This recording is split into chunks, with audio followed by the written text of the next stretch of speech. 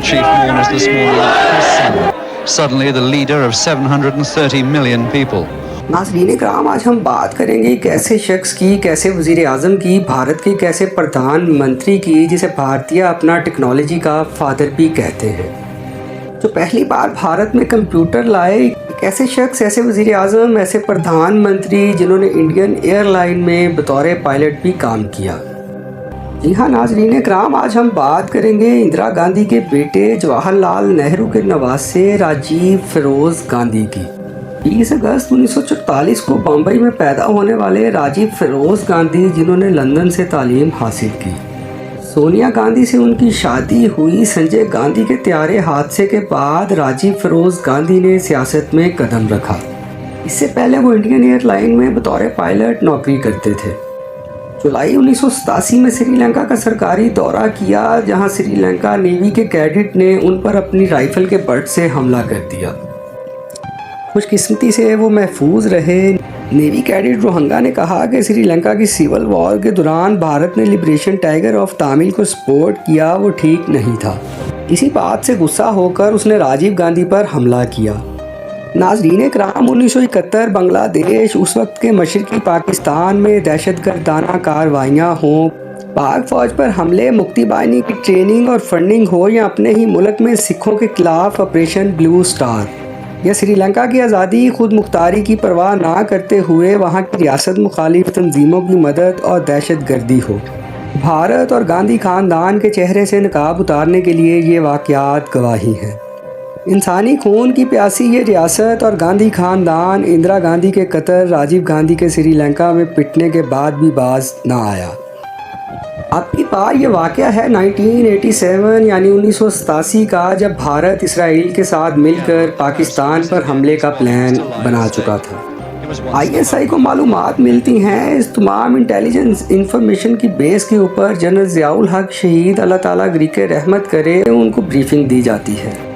21 फरवरी 1987 पाकिस्तान भारत का test match देखने general Ziaul हक भारतीय शहर जयपुर गए। और फिर आगे की दास्तान राजीव गांधी के मुशीर बहराम नाम के बकौल ही सुनिए। बहराम नाम कहता है कि जब जनरल ज़ियाउल हक शहीद मैच देखने के बहाने अपने भारत के दौरे पर पहुंचे तो राजीव गांधी उनसे मिलने को तैयार न था, मगर उसको एयरपोर्ट जाना पड़ा। एयरपोर्ट पर हाथ भी सीधे मुंह ना मिलाया और बहराम अनु को कहा कि ज़िया के साथ मैच देखने जाओ। बहराम नाम कहते हैं कि ज़िया इतने मजबूत एहसाब के मालिक थे कि राजीव गांधी के इस रवैये के बाद भी उनके चेहरे पर मुस्कुराहट थी। राजीव को खुदा हाफिज़ कहते हुए जनरल ज़ियाउल हक ने कहा, मिस्टर राजीव, आप पाकिस्तान पर हमला करना चाहते हैं, बेशक करें, मगर एक बात याद रखें, इसके बाद लोग हलाकू खान और चंगेज़ खान को भूल जाएंगे और ज़ियाउल हक और राजीव गांधी को याद रखेंगे, क्योंकि ये रवायती जंग नहीं होगी, ये एटमी जंग होगी। और अगर मेरे पाकिस्तान पहुंचने से पहले आपने अपनी फ़ौज को पाकिस्तानी सरहदों से पीछे हटने का ऑर्डर ना दिया तो पाकिस्तान पहुंचते ही मेरे मुंह से जो पहला लफ्ज़ निकलेगा वो होगा फायर। बहराम नाम के बकौल उस वक़्त ज़ियाउल हक दुनिया का सबसे ख़तरनाक इंसान लग रहा था। चेहरा पत्थर का और अल्फाज में दहशत थी। वो चलते चलते बज़ाहिर मुस्कुराते हुए बात कर रहा था। ज़िया ने मज़ीद कहा, मिस्टर राजीव, आप पाकिस्तान पर हमला करके पाकिस्तान को तो ख़त्म कर सकते हैं, मगर दुनिया से मुसलमानों को ख़त्म नहीं कर सकते। और अगर मैंने इंडिया पर हमला करके हिंदुस्तान को ख़त्म कर दिया तो हिंदू मज़हब सिर्फ किताबों में मिलेगा। जनरल ज़ियाउल हक की पूरे तमाद बात और धमकी का रिज़ल्ट ये निकला कि पाक भारत जंग उस वक्त होते होते रुक गई।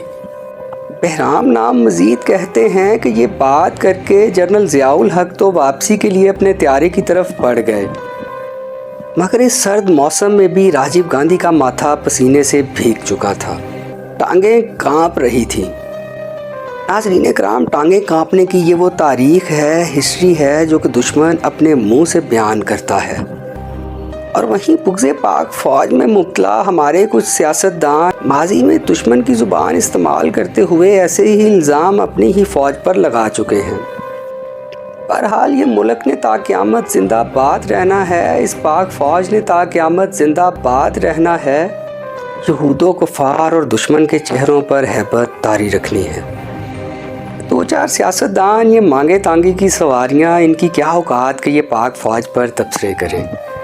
और फिर 21 मई 1991 का दिन आता है जब एक जलसे में धन्नो नाम की लड़की ने माला पहनाकर राजीव फिरोज़ गांधी का इस्तकबाल किया।